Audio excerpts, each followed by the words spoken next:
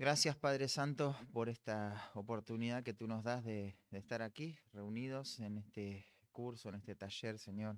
Ayúdanos a poder prestar atención y a seguir avanzando en la lucha contra el pecado, Señor, y que esto pueda ser una herramienta en la cual la podamos utilizar y que podamos seguir creciendo, Señor. La meta es poder cambiar para tu gloria, es poder eh, dejar que Cristo sea formado en nuestra vida y que Él sea honrado y glorificado, Señor. Gracias, Señor, por la esperanza que tú nos das de que un día vas a terminar lo que te has propuesto hacer en nosotros, vas a completar toda tu obra, porque así lo prometes en forma corporativa en la vida de la iglesia. Tú edificas tu iglesia, pero también edificas cada creyente, nos edificas en forma individual, personal a cada uno, Señor. Y son promesas tuyas, Señor, es algo que tú haces de forma unilateral y confiamos en eso, Señor, pero queremos enfocarnos en esa obra que tú estás haciendo en nuestra vida. Señor, te pedimos que nos ayudes y dependemos de ti en esta mañana. En nombre de Jesús, amén. Cuando comenzamos el plan de estudio hablamos de que lo que queremos, una de las razones por las cuales hacemos esto, es porque queremos fomentar una cultura de consejería dentro de la iglesia local, en la cual no solo sepamos cómo lidiar con nuestro pecado, con la idolatría de nuestro corazón, sino también poder exhortarnos los unos a los otros también, y crecer en una cultura, ¿no? En la cual podamos em, ser bíblicos en este tema.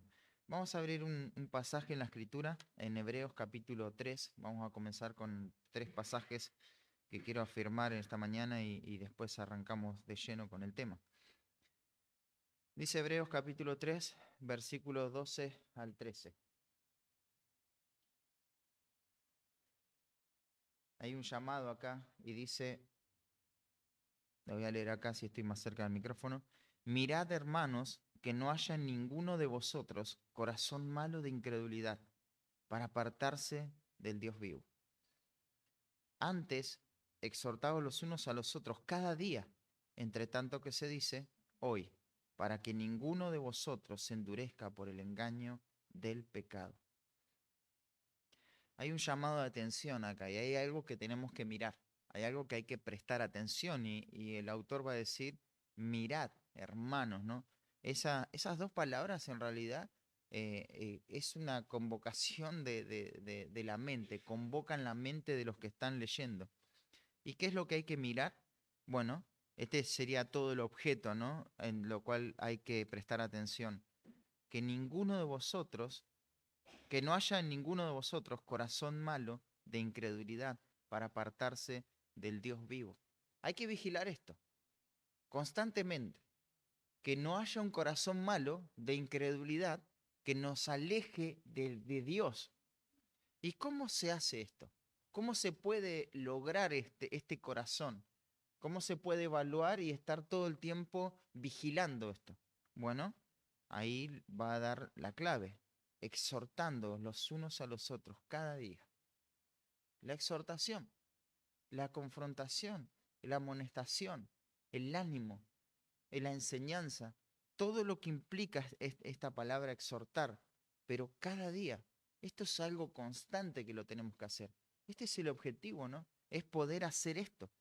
Entre tanto que se dice, para que ninguno de vosotros se endurezca por el engaño del pecado. El pecado lo que hace es engañarnos y endurecer nuestro corazón. Y no es algo que tengamos que pensar. Por ejemplo, nosotros no estamos pensando, ¿seré capaz de hacer esto? ¿Seré capaz de caer en este pecado? ¿Seré capaz de...? Sí, somos capaces. Somos capaces.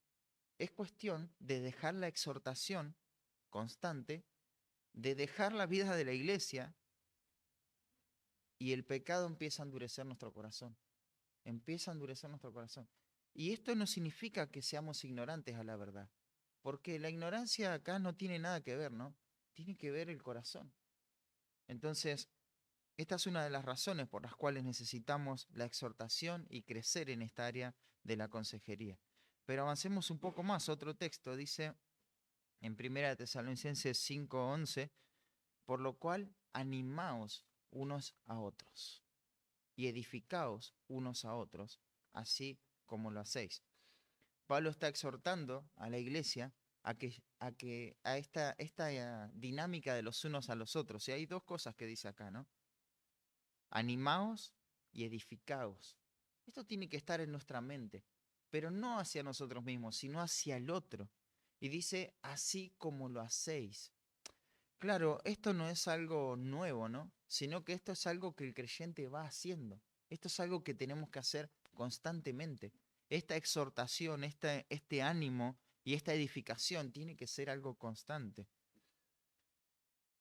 Y ya leímos el pasaje en Romanos 15:14 que dice, pero estoy seguro de vosotros, hermanos míos, de que vosotros mismos estáis llenos de bondad, llenos de todo conocimiento, de tal manera que podéis amonestar los unos a los otros.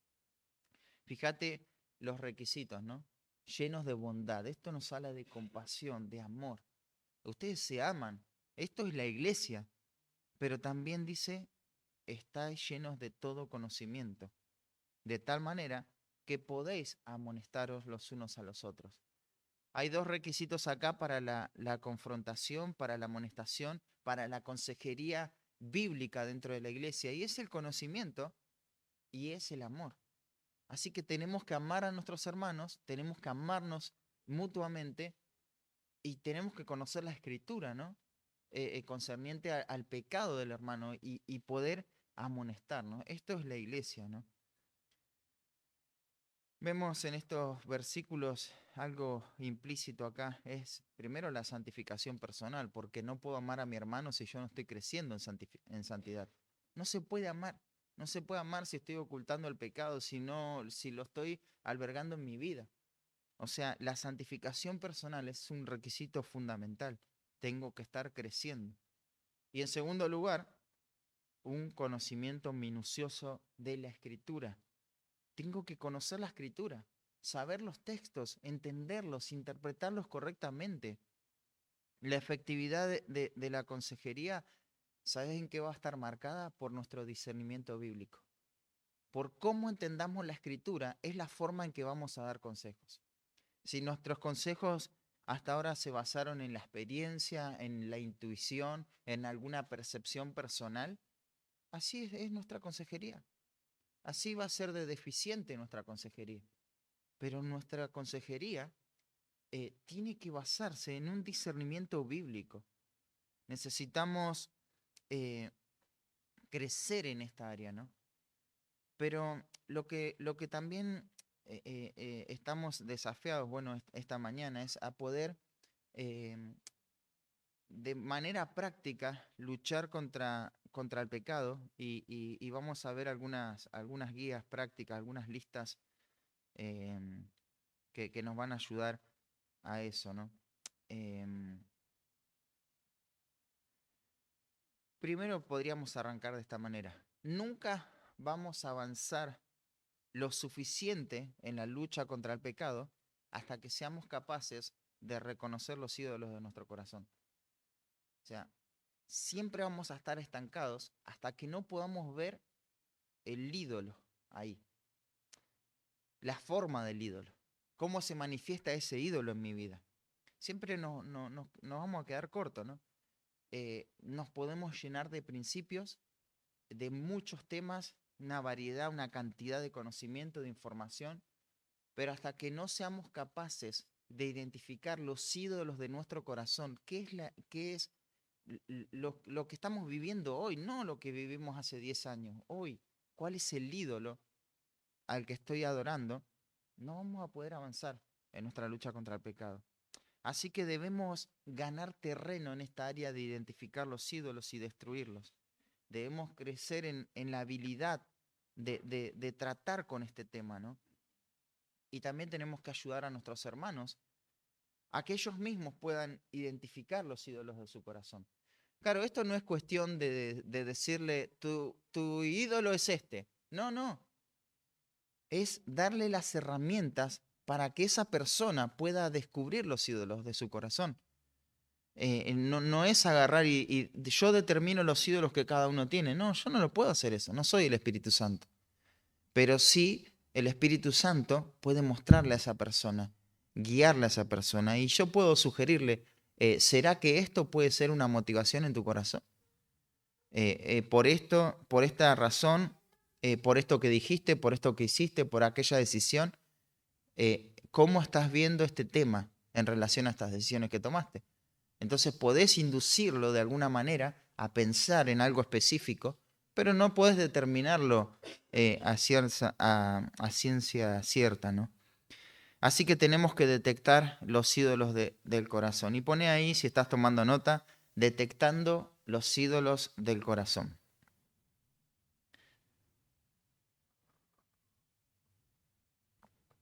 Este es el verdadero problema de nuestro corazón. El verdadero problema de nuestro corazón, hermanos, no está en nuestras circunstancias. No está en lo que te toca vivir. No está en las personas que te rodean tampoco. Tu problema no son las personas. No es tu vecino, no son tus familiares, no es nadie en tu hogar, no son tus hijos, tu esposa, tu esposo. Ese no es el problema. Nunca fue el problema ese. Tampoco las circunstancias económicas, de salud. Ese no es el problema. Nuestro problema es el corazón. Tenemos que partir de ahí. Es por eso que la solución a nuestros problemas no tiene que llevarnos a revivir circunstancias del pasado para sanar heridas, sino que debemos enfrentarnos a la idolatría de nuestro corazón e ir en arrepentimiento a Dios y adorar a Dios como Él se merece. El propósito de la consejería no es darnos principios y soluciones, pautas para ver cómo solucionamos los problemas, sino es darnos a una persona, es a Dios. Y ahora vamos a ver bien de qué se trata esto. Pero lo que nosotros tenemos que ver como prioritario es la gloria de Dios. Tenemos que tener ese objetivo en nuestra mente cuando estamos luchando contra el pecado. No queremos vencer el pecado para obtener simplemente un beneficio de la victoria, sino que queremos glorificar a Dios. Es en la gloria de Dios en lo que nos tenemos que centrar. Y otra cosa más, el derecho legítimo que el Señor soberano tiene sobre nuestras vidas. Y que Él determina cómo tenemos que vivir y lo que está bien y lo que está mal. Solamente cuando nuestros corazones son transformados por esta gloria es que los principios de la Biblia tienen sentido para nosotros. Si hay un deseo por la gloria de Dios, si realmente a Dios es al que quiero agradar, cada principio de la Biblia va a tener sentido y va a tener un sentido práctico. Cuando la Biblia dice cómo tiene que manejarse un esposo cristiano, cómo debe amar a su esposa y cuidar de su familia, tiene sentido porque yo quiero glorificar a Dios.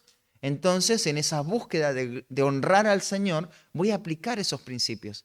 Porque ese es mi objetivo. Mi objetivo no es simplemente tener armonía en el hogar, sino que mi objetivo principal es glorificar a Dios y Él va a dirigir mi vida.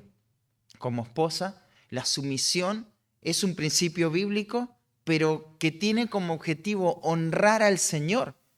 Como padres, tienen que criar en la amonestación, en la disciplina a sus hijos, pero no para que sus hijos no les sean una molestia, o para que ustedes se sientan contentos con cómo ellos se manejan. Claro, eso trae alegría al corazón, ¿no? El hijo rebelde es una vergüenza para la madre, dice la Escritura.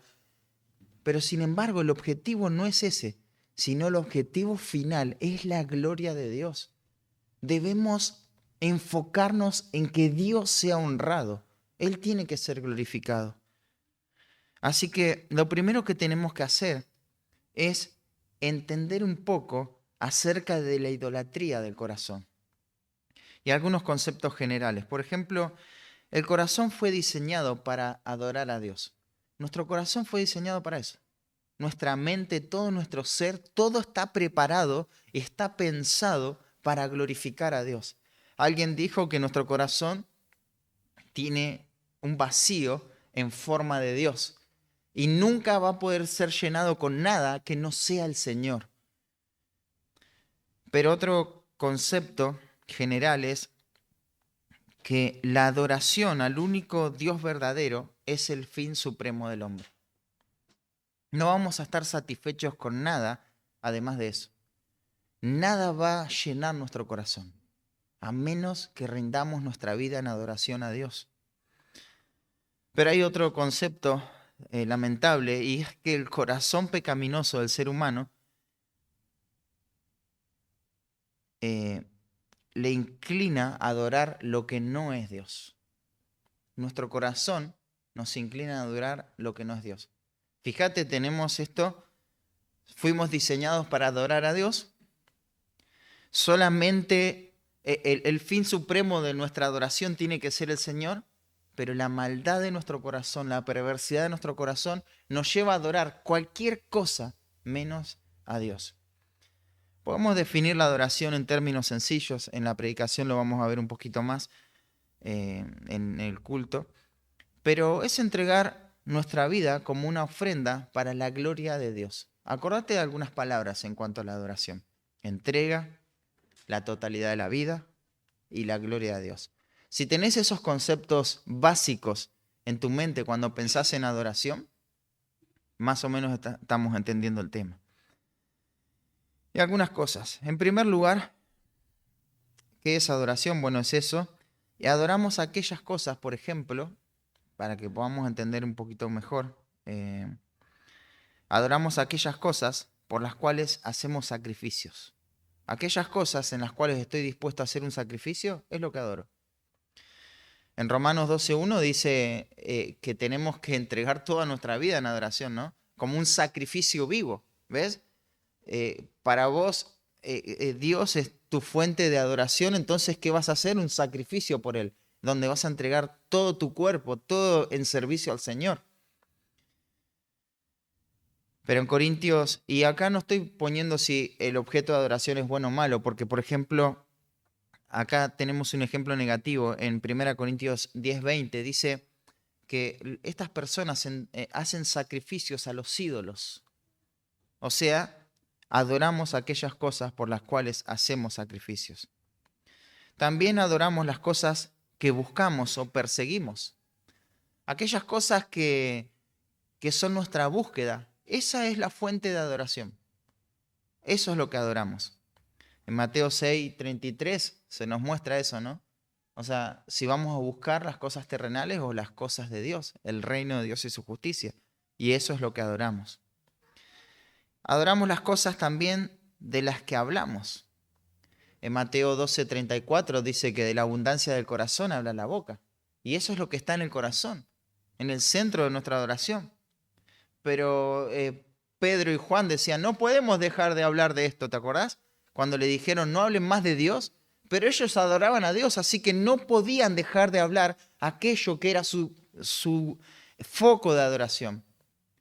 Así que adoramos las cosas de las que hablamos. Podemos evaluar nuestra mente, ¿no? Podemos evaluar nuestro corazón, ¿no?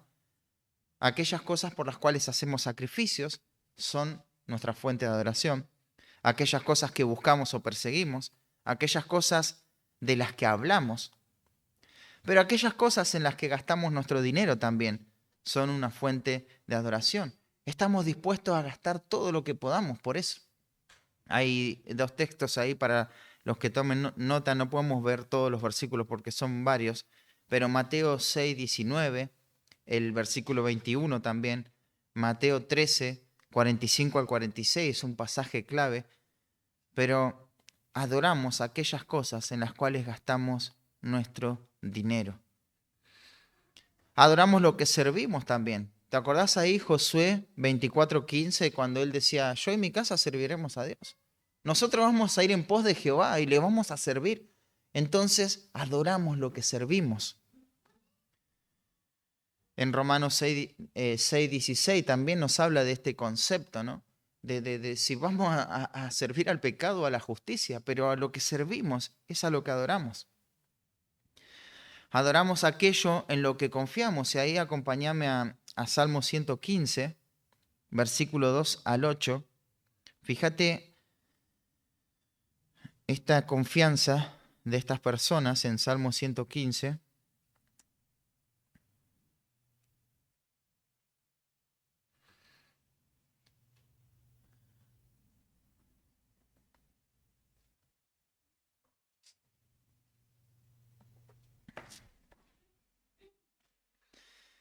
dice la Escritura, Salmo 115, versículo 2, ¿por qué han de decir las gentes, ¿dónde está ahora su Dios? Nuestro Dios está en los cielos. Todo lo que Él quiso ha hecho. Nuestro Dios está en los cielos, ¿no? Pero fíjate el contraste. Los ídolos de ellos son plata y oro, obra de manos de hombres. ¿Te das cuenta? Plata y oro. Donde pones tu seguridad, ese es tu ídolo. ¿Qué es lo que te da confianza? Bueno, aquella cosa en lo que confías son tu ídolo. Pero hay gente que no solo confía en algo económico, sino también en esta forma de ídolo, ¿no? En una imagen, en una estatua. Dice, tienen boca mas no hablan, tienen ojos mas no ven, orejas tienen mas no oyen, tienen narices mas no huelen, manos tienen mas no palpan, tienen pies mas no andan, no hablan con su garganta. Semejantes a ellos son los que los hacen y cualquiera que confía en ellos. Pero fíjate, obra de manos de hombres. Todo lo que el hombre haga y nos dé seguridad, o todo lo que nosotros podemos hacer en lo cual basamos nuestra seguridad, ese es nuestro ídolo. Eso es lo que nos da confianza. No remitamos solo este texto a una estatuilla, a una imagen, a un cartel. Todo lo que seamos capaces de hacer que nos da confianza y esa es la fuente de nuestra seguridad, ese es nuestro ídolo. Capaz tenés una habilidad de trabajar bien y vos decís, a mí no me importa que me falte esto, yo sé que siempre voy a salir adelante porque tengo esto, ¿no? O tengo el carácter de una persona que trabaja y confío en eso. Así que si la economía va bien, va mal, prefiero que vaya bien, pero yo siempre voy a lograr los objetivos. Capaz estás confiando en eso, en algo que vos podés hacer, que vos podés realizar. Entonces, son ídolos del corazón. Aquello en que confiamos. Hay otros textos más, si querés anotar, 2 Crónicas 14:11. Pero otra cosa que debemos entender, además de los conceptos generales, que es la adoración, y es que el corazón está continuamente adorando. Siempre estamos adorando. El corazón, claro, debe adorar a Dios. En Deuteronomio 4:29, 1 Crónicas 16:10, Éxodo 15:2, Salmo 34:1, ahí tenemos textos donde se prescriben esta adoración al Dios vivo y verdadero. El corazón debería adorar a Dios, pero constantemente el corazón se enfoca en otras cosas. Esa es la triste realidad. Pero siempre estamos adorando, siempre estamos adorando. El deber, lo que debería hacer es a Dios esa adoración. Pero la realidad es que nos enfocamos en otras cosas. Por eso Juan le va a decir a sus hijitos, ¿no? Guardaos de los ídolos, cuídense de los ídolos. Y uno se pone a pensar ahí, ¿por qué le dice eso? Si en ningún momento habló de la idolatría. ¿No habló de la idolatría? Sí habló de la idolatría. Porque todos los temas que fue tocando tenían que ver con esto. Él habló mucho acerca del pecado y la lucha contra el pecado, ¿no? Y no dejó afuera el tema de los ídolos. Porque concebir mal la vida espiritual y pensar algo equivocado de Dios, equivocado en cuanto al pecado, equivocado en cuanto a lo que Dios dice de mí mismo y de lo que es la salvación, también es caer en la idolatría. Así que el ídolo no es solamente esa estatua, sino es mucho más que eso, ¿no? ¿Y qué es lo que pasa con nuestro corazón? Bueno, nuestro corazón se desordena. Los apetitos desordenados del corazón son los que nos inclinan a la idolatría. ¿Te acordás lo que dice Santiago? Capítulo 1, versículo 13 al 15. Se muestra el proceso de la caída, la tentación. ¿Pero de dónde viene? De los deseos del corazón. Es el deseo del corazón, donde el pecado ya se ejecuta ahí, ya está el pecado en el corazón. Y después sale a la luz. en la práctica. Romanos 1:24, fíjense ese texto. Lo voy a buscar acá rápido.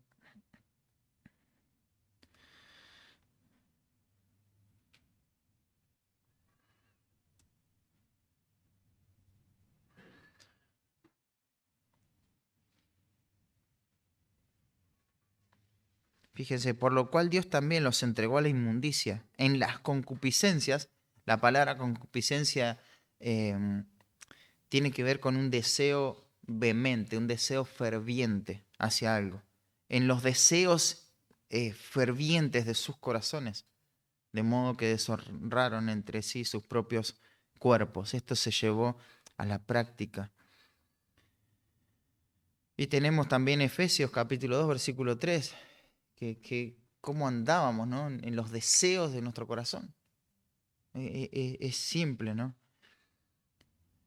Los deseos, los apetitos desordenados del corazón son los que nos inclinan a la idolatría.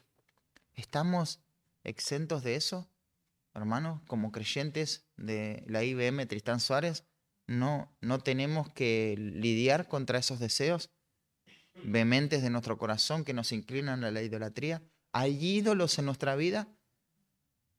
¿Y cuáles son? Porque debemos identificarlos. Tenemos que saber con qué estamos tratando. Y claro, la forma del ídolo, ¿no? ¿Cómo se manifiesta ese ídolo? Así que, en primer lugar, esto nos ayuda a entender un poquito más la idolatría del corazón, pero veamos acá cuál es el objetivo real de la consejería. Bueno, el objetivo de la consejería es ayudarnos a nosotros mismos y ayudar a otros a descubrir qué ídolos estamos adorando y guiarnos en el camino del arrepentimiento. ¿Para qué? Para llevarnos a una adoración exclusiva. Y esa adoración exclusiva es a Dios. Es a Dios. Adoramos muchos ídolos en nuestro corazón. Tenemos que destruirlos a todos. Y solamente Dios tiene que llevarse la gloria. Y Él solamente tiene que ser el centro de nuestra adoración. Podemos también decir esto. En todos los casos de adoración falsa, en todos los casos que estemos pensando en un ídolo o que reconozcamos un ídolo, en realidad siempre esa adoración está enfocada hacia nosotros mismos. Finalmente nosotros somos la raíz. Porque todo es lo que me hace sentir bien a mí, todo lo que me da beneficio a mí. Así que finalmente el ídolo soy yo. Yo soy el principal. Pero no lleguemos ahí de manera inmediata. Fijémonos de qué se disfraza este ídolo para tratarlo adecuadamente. Porque el ídolo se puede disfrazar de mentira, por ejemplo. Se puede disfrazar de muchas cosas este ídolo. Tenemos que saber de qué se disfraza para poder matar eso también. Pero entender que al final ese ídolo apunta a mí mismo.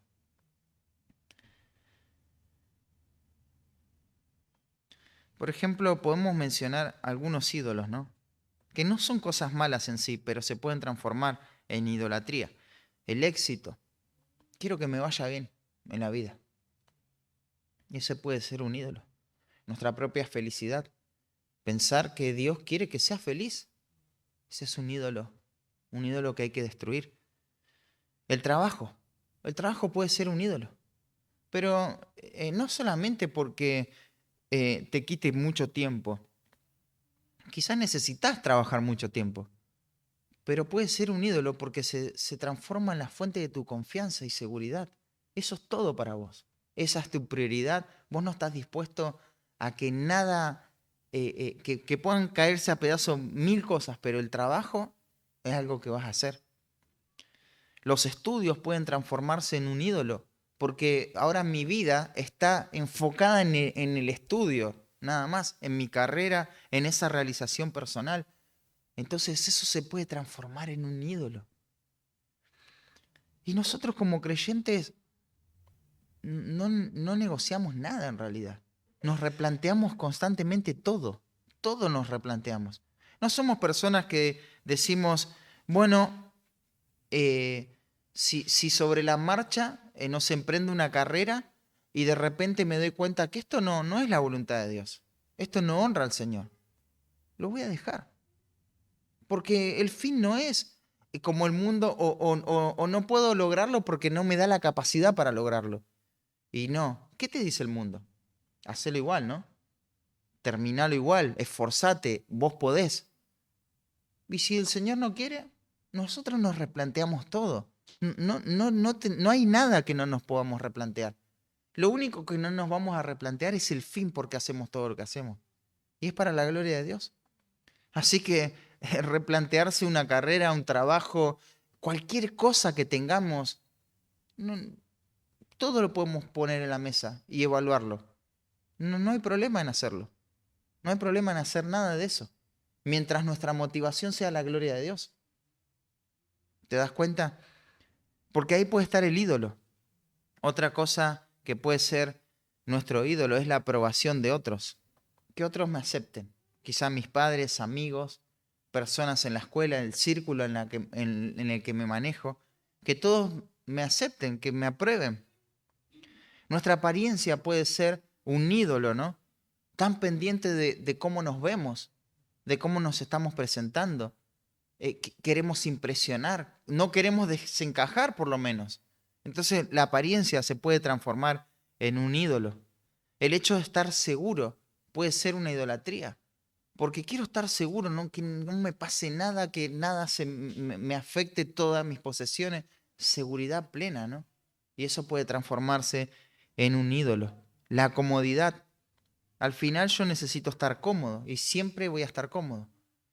Eso puede ser un ídolo porque no es así la vida, ¿no? No siempre vamos a estar cómodos. Hay veces que necesitamos estar incómodos. Qué tremendo eso, ¿no? Anoche justo hablábamos un poco con Rebe. La incomodidad a veces de tener que estudiar en medio de un cuartito chiquito. Pero está bien, ya está. Hay que lidiar con eso. No hay otra opción. Y es contentamiento ahí. El placer, el placer, buscar placeres todo el tiempo.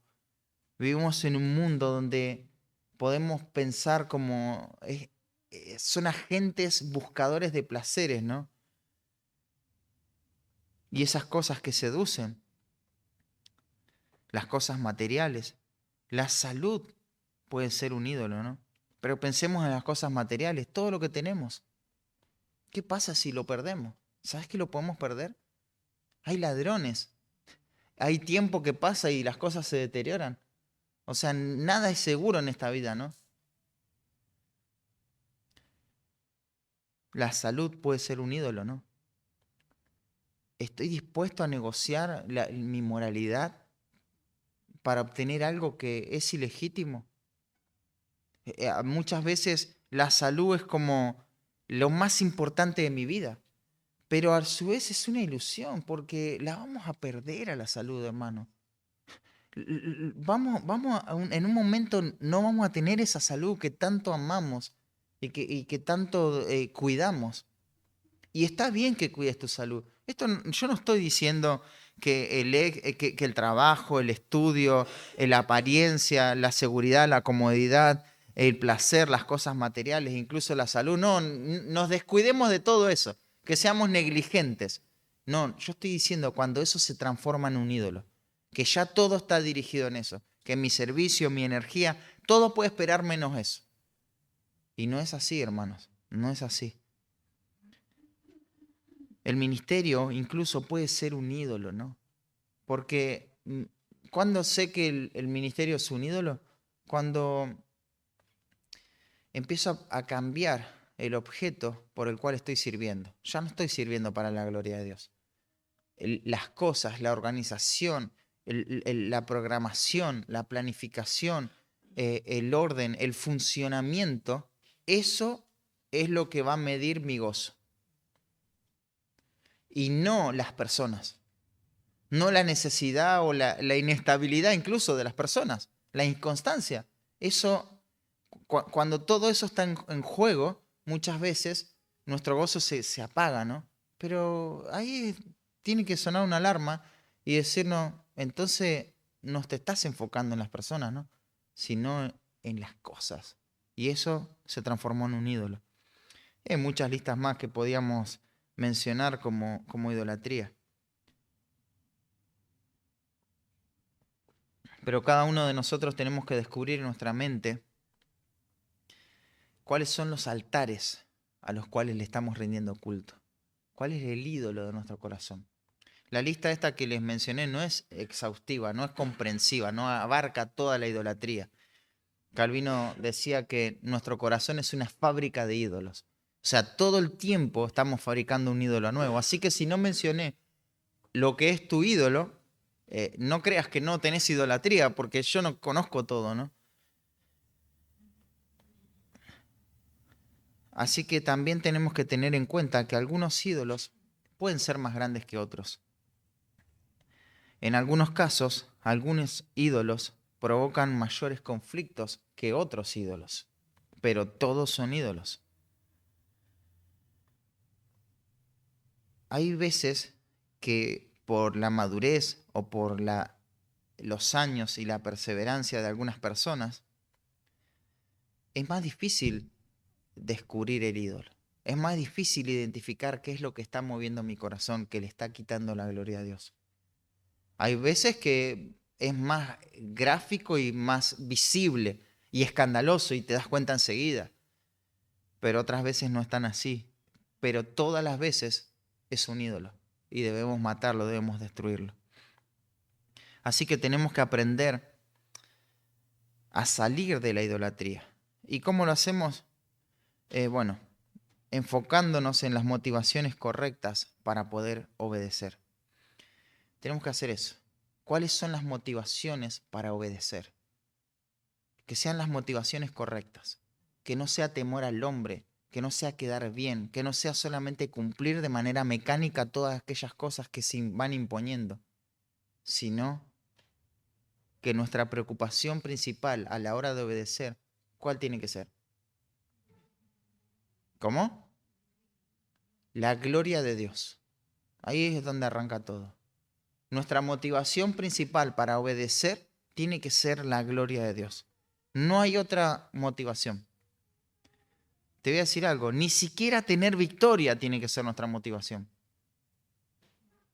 Nuestra obediencia tiene que estar centrada en la gloria de Dios, no en un beneficio que vamos a obtener por eso.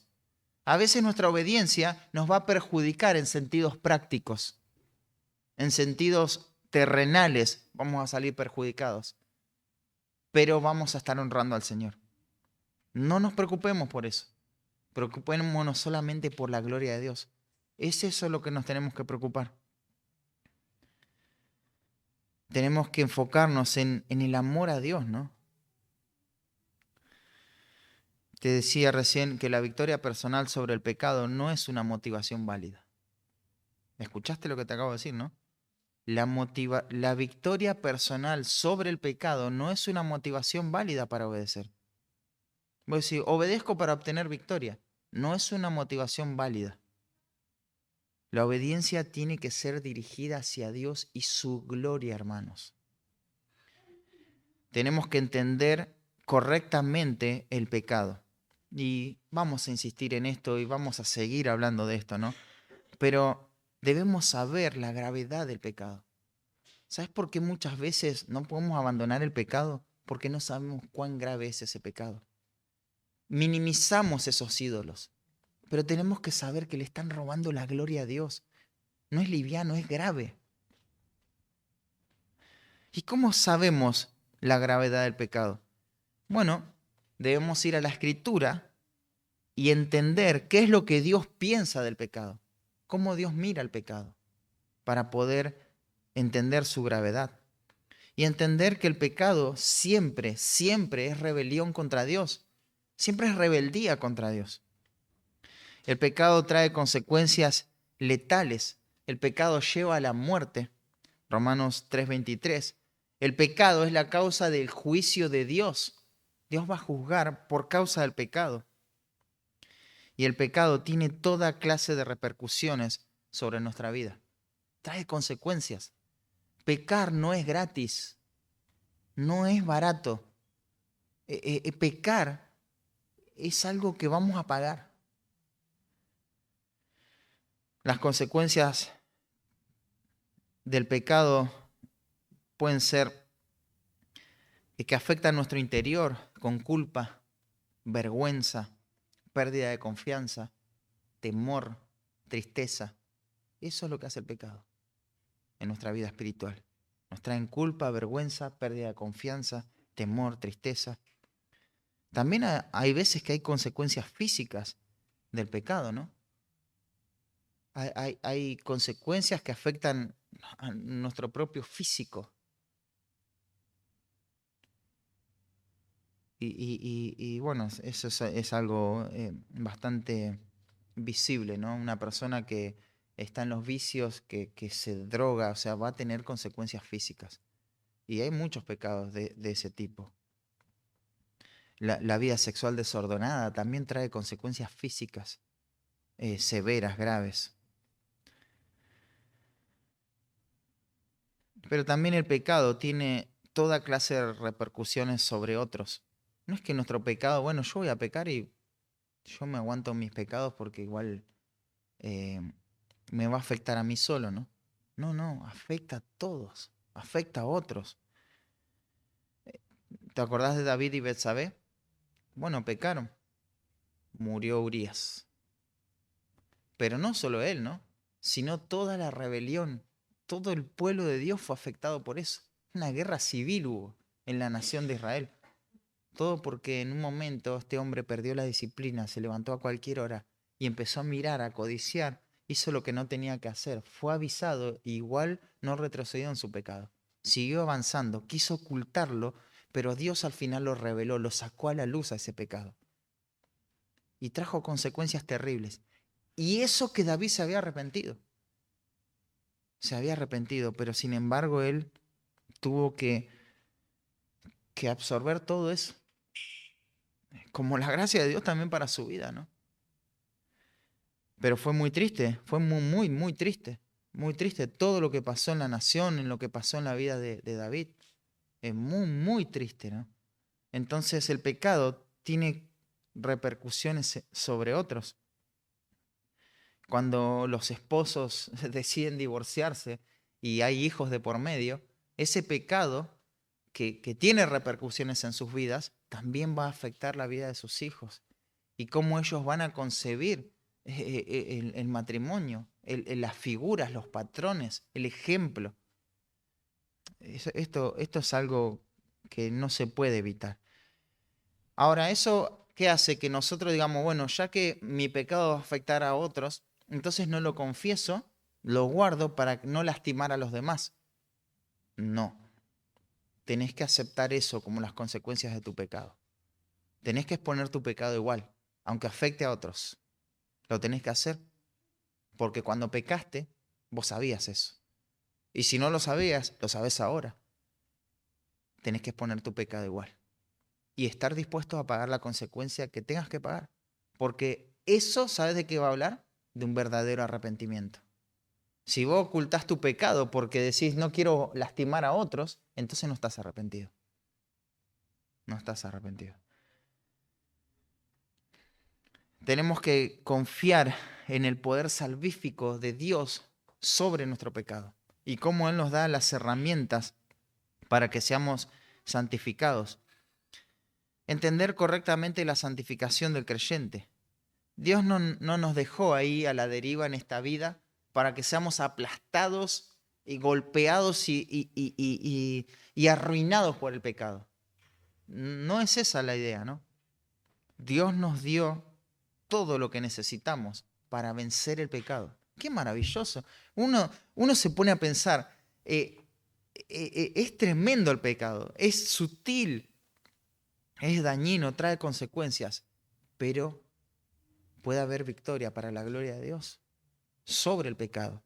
Efesios capítulo 6, ¿te acordás? La armadura, todo lo que necesitamos, ¿no? Pedro también dice que todo lo que corresponde a esta vida y a la piedad, Dios nos los ha dado. Dios nos dio todas las herramientas para vencer el pecado. Dios nos lleva a crecer. Él va a terminar la obra que comenzó, Filipenses 1:6. Eso es impresionante. Creo que eso es lo que muchas veces me levanta, ¿no? El ánimo, porque vos vas a ver tu pecado, tu miseria, tu fracaso, y no puedes creer que esto vaya a cambiar, que vaya a tener solución. ¿Cuándo voy a cambiar esto?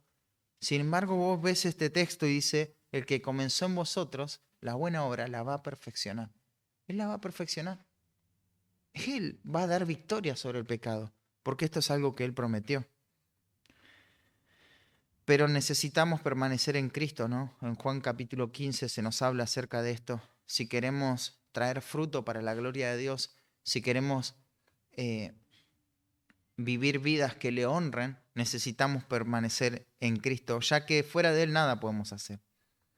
Y otra cosa que necesitamos cultivar en nuestra mente es este concepto de vigilar el corazón. Debemos vigilar nuestro propio corazón. Hermanos, esto es un área en la cual muchas veces nos descuidamos.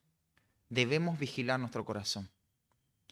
Nunca tenés que llegarte a sentir seguro e invulnerable ante el pecado.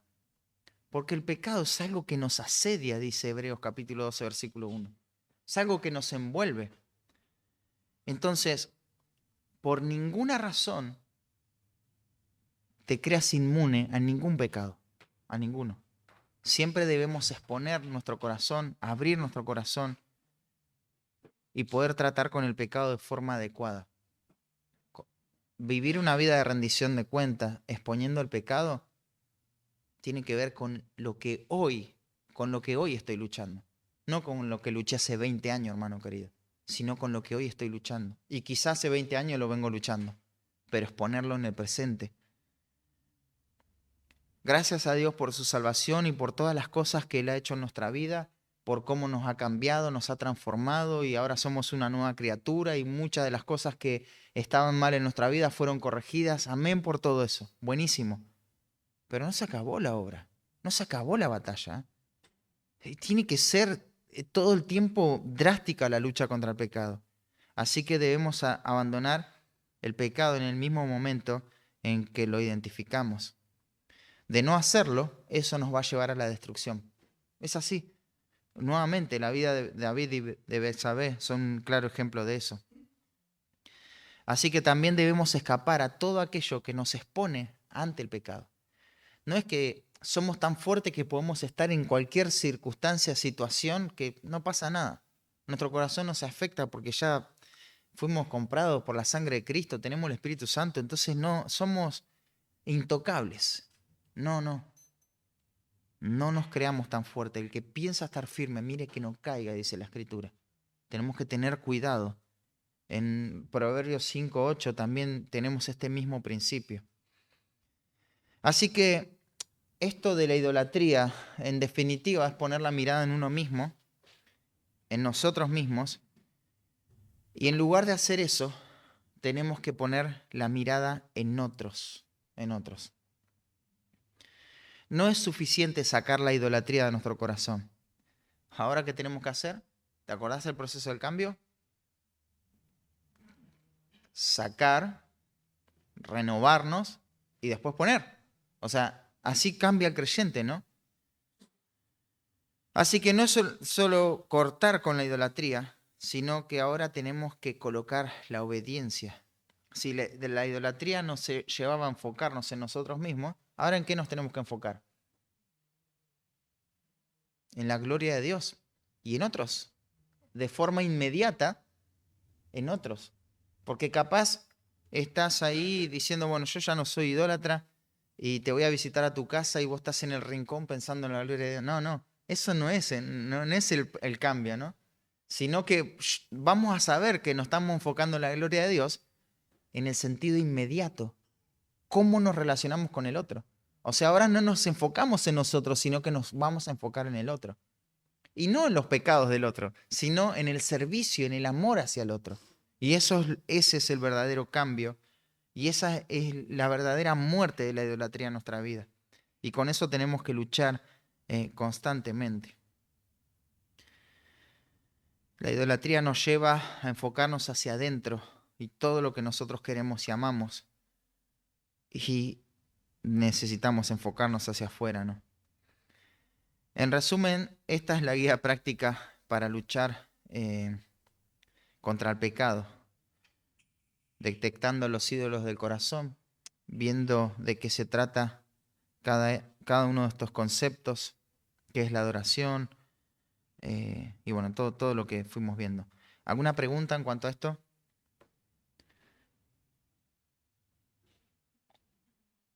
¿Estamos bien?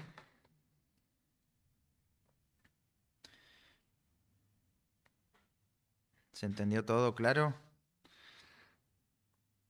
Muy bien, sí me gusta. Ya estamos en tiempo, pero ¿cómo les fue con la tarea de la semana pasada? Voy a tomar unos minutos para eso. ¿Se acuerdan que había tarea la semana pasada? ¿Se acuerdan de la semana pasada? No, voy a abrir el documento y ya vamos a contestar. Mabel va primero. Eh,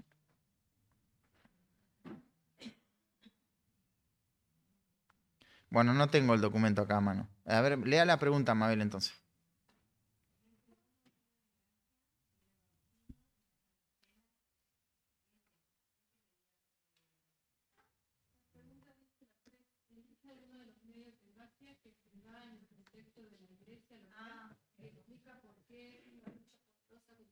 Ahí está. Esa es la pregunta. Ahora la respuesta.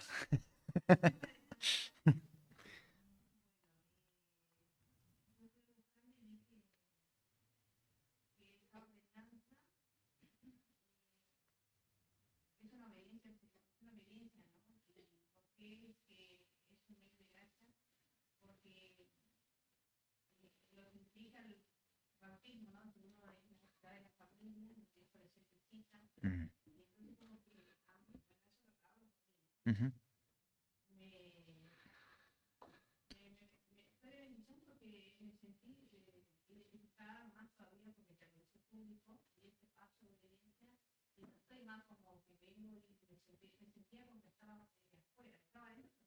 mm, ujú,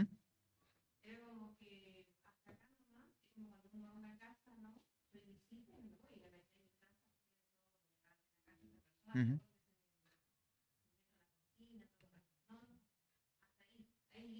ujú,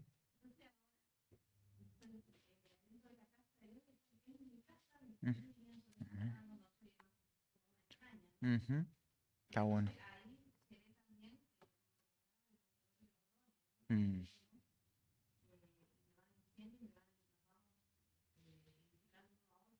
mm,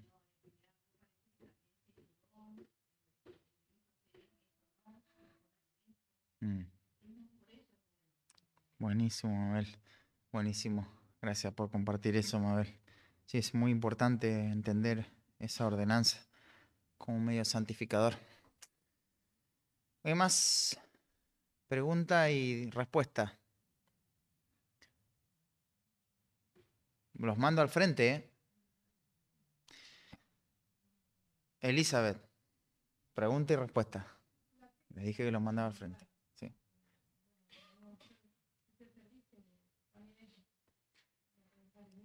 Ujú,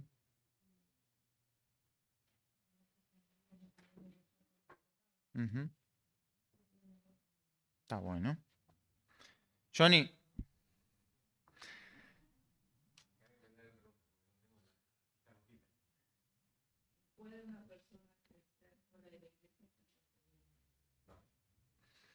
¿por qué? Hay que justificar.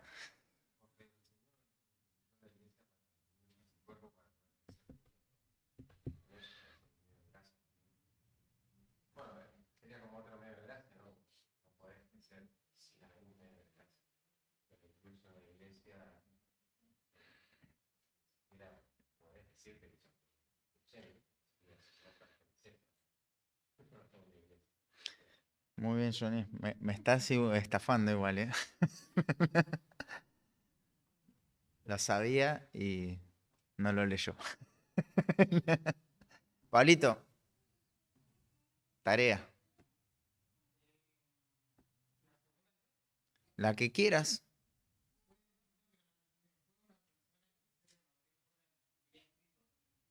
Acaba de responder Johnny.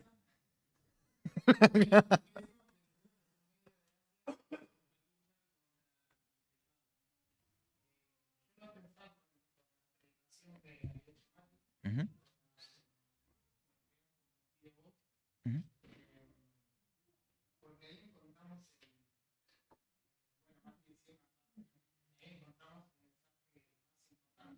ujú, ujú,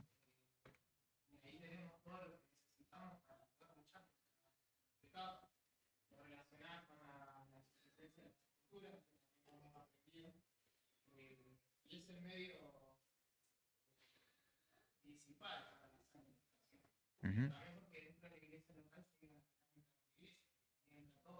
ujú.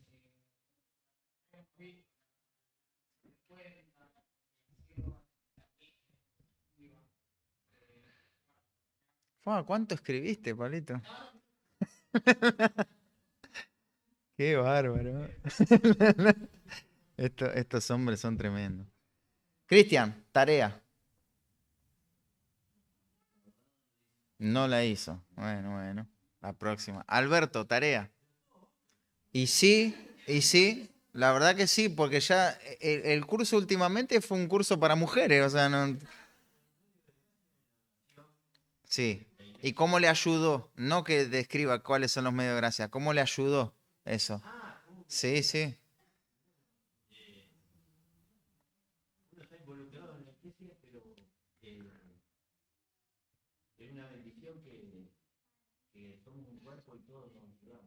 ¿Todo eso escribió? ¿Meditó en eso? No hizo la tarea. Qué bárbaro. Aldito, tarea. Entonces no hiciste la tarea. Bueno, dale, te damos la chance de hablar igual.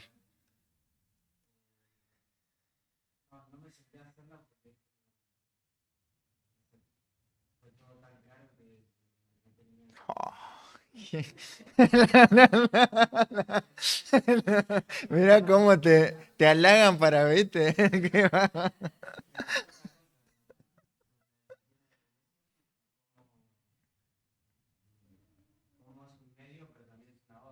Claro.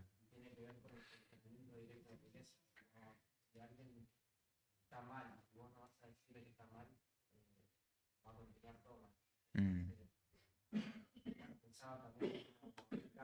mm, ujú. Gracias, Dito. Bueno, ahí nomás. Dejemos que. Bueno, Susana, a ver.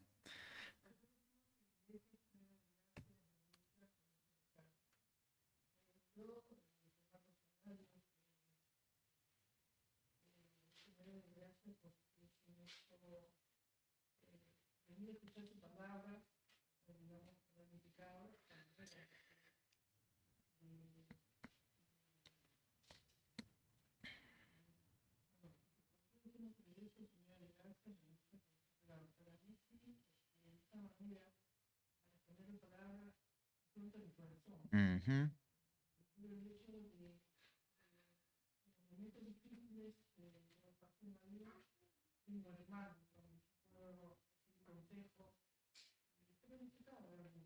ujú, ujú. Buenísimo. ¿Quién pudo escuchar la predicación de la importancia de la iglesia? Muy bien. ¿Quién más pudo escucharla? Elizabeth.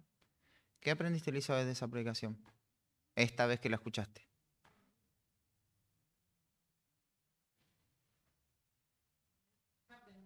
No, no, ahora, ahora. Lo que escuché, lo que aprendiste esta semana.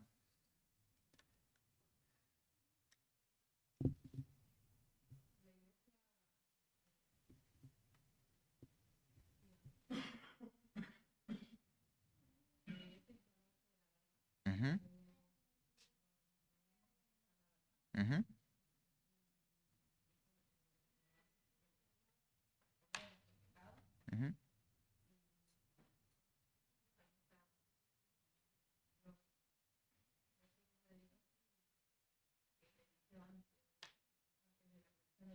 Ujú,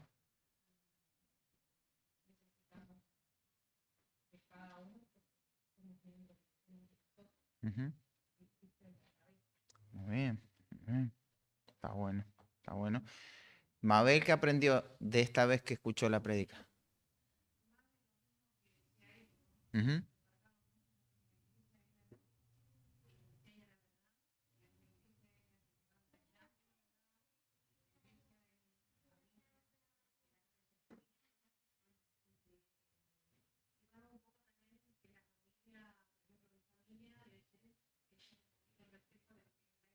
Mm, mm, la atención. Está bueno. ¿Y Susana?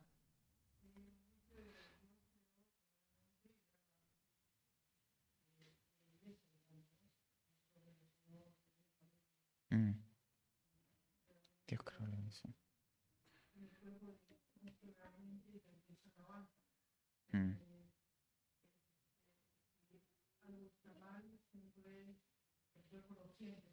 mm, claro. Está bueno. Está bueno. Vamos a ir siempre corroborando, o sea, todo lo que aprendemos, escuchamos, no para que sea algo más que escuchamos así a oídas nada más, sino que podamos retener cada cosa. Así que los voy a perseguir, hermanos, en ese sentido. Hasta ahí nomás, después les voy a mandar la tareita para esta semana, que va a ser algo bastante práctico también. Así que bueno, vamos a orar y terminamos esta parte.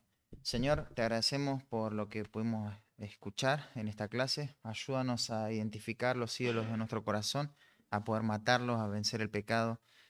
Señor, y que podamos hacerlo para tu gloria, para que tú seas honrado, Señor, en nuestras vidas, Señor.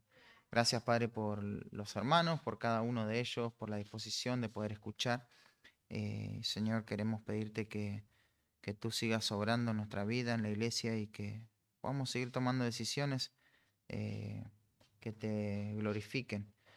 Bendice este tiempo y también el que va a venir ahora en la reunión del culto general. En el nombre de Jesús, amén.